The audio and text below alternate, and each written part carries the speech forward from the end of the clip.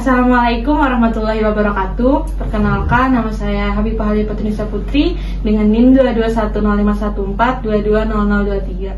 Baik, saya di sini akan memberikan materi penyuluhan tentang budidaya jagung hibrida dengan sistem TOT tanpa olah tanah. Assalamualaikum warahmatullahi wabarakatuh. Waalaikumsalam warahmatullahi wabarakatuh. Selamat pagi saudara sekalian. Perkenalkan, nama saya Habibah Hali Patunisa Putri. Di sini saya akan menyampaikan materi penyuluhan tentang jagung hibrida dengan sistem TOT tanpa olah tanah. Maka diharapkan untuk saudara sekalian menyimak dan mendengarkan materi yang saya sampaikan dengan baik. Baik, yang pertama saya akan menyampaikan materi tentang pengertian jagung dan jagung hibrida. Yang kedua ada klasifikasi jagung. Yang ketiga ada cara budidaya jagung hibrida sistem TOT. Yang pertama ada syarat tumbuh jagung hibrida, persiapan menanam jagung hibrida, cara menanam jagung hibrida, cara merawat jagung hibrida, dan masa panen jagung hibrida. Baik, yang pertama ada pengertian jagung. Jagung atau zemes adalah salah satu jenis tanaman pangan penghasil karbohidrat. Tanaman ini memiliki tinggi yang bervariasi mulai dari 2 meter sampai 2,5 meter. Bahkan bisa mencapai ketinggian 12 meter. Tangkai batangnya berluas-luas dengan sekitar 20 cm per luas. Daun jagung tidak memiliki tangkai, tetapi memiliki lebar sekitar 9 cm dengan panjang sekitar 120 cm.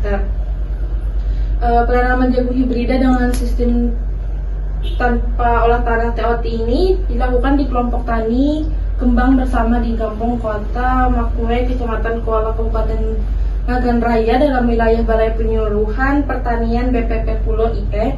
Ini bersumber dari Program Dinas Pertanian dan Peternakan Kabupaten Nagan Raya tahun 2019. Program penanaman jagung hibrida ini beralokasi dari dana APBN tahun 2019. Penanaman jagung hibrida ini dilakukan dengan tanpa olah tanah seluas 5 hektar. Jagung hibrida merupakan jenis jagung keturunan langsung F1, hasil persilangan 2 atau lebih varietas jagung yang memiliki sifat unggul dari masing-masing varietas yang disilangkan. Sifat unggul yang ditawarkan biasanya yaitu mampu bertongkol 2, ukuran biji lebih besar, ukuran tongkol lebih besar, masa panen lebih singkat, dan lain sebagainya. Selanjutnya adalah klasifikasi jagung. Yang pertama ada kerajaan, bisa disebut dengan plantae. Yang kedua ada subdivisi, bisa disebut dengan angiospermae. Yang ketiga ada kelas, bisa disebut dengan monocotyl.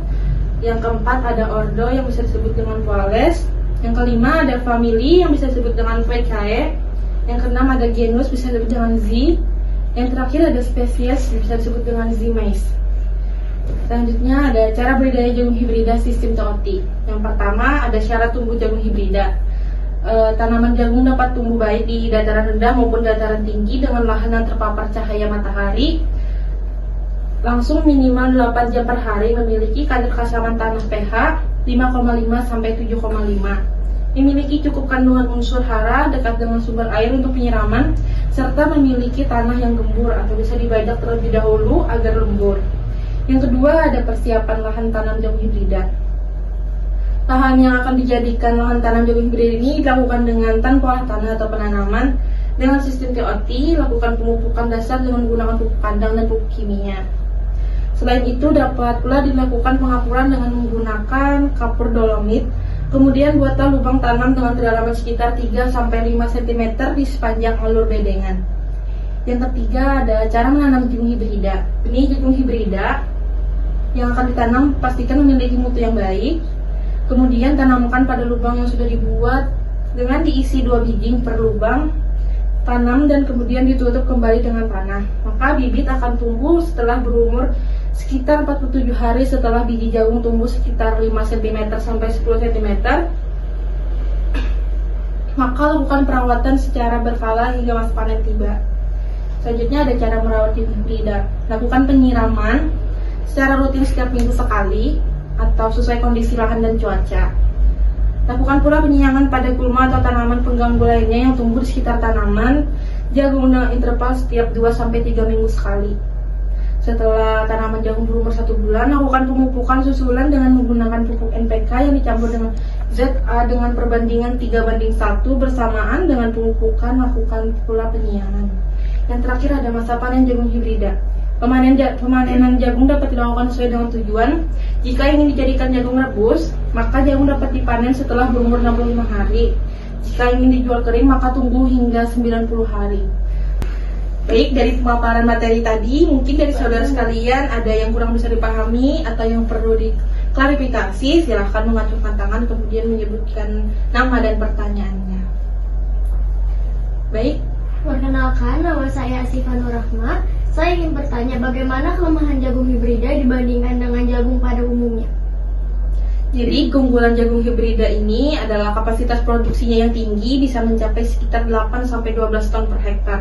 Namun varietas ini juga memiliki kekurangan, yaitu harganya yang mahal, bisa mencapai 20 kali sampai 40 kali lipat dari harga jagung konsumsi. Baik, apakah ada pertanyaan lagi? Ya, silakan. Perkenalkan, nama saya Wiladul Rizky. Ingin bertanya, berapa lama jagung hibrida bisa dipanen? Jika ingin dijadikan jagung rebus, maka jagung dapat dipanen setelah berumur 65 hari. Dan jika ingin dijual, maka tunggu hingga menua, yaitu sekitar 90 hari. Baik, apakah ada pertanyaan lagi? Silakan. Perkenalkan, nama saya Nur Aida Rahma. Ingin bertanya, apakah jagung hibrida bisa ditanam lagi? Jagung hibrida tidak dapat dijadikan benih untuk ditanam kembali karena produksinya akan turun mencapai 30%. Hal ini menimbulkan ketergantungan bagi petani terhadap benih jagung hibrida tersebut. Selain itu, harga jagung hibrida jauh lebih mahal.